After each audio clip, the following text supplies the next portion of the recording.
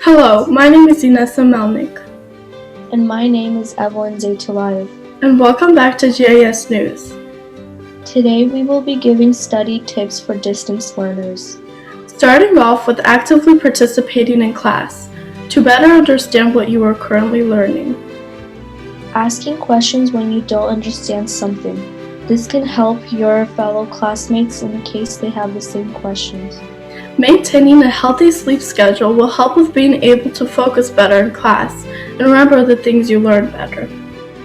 Working in a distraction-free environment will help you a lot. Keeping toys, phones, or any other devices could cause distractions, so it may be better to silence your device and put it aside.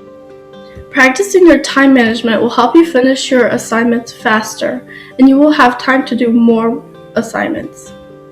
While doing your assignments, try not to overwork yourself because if you do, then you will be less motivated to do your work. Figure out how you learn best. This may be by taking notes, rewatching the class recordings, or any other sources that may help you personally. Everyone has different ways of studying. One tip that has helped me the most is to do your assignments before the due date. So when they are due, you don't stress about finishing them fast. One tip that I have been using since the beginning of online school is by keeping all my Zoom codes and passwords organized.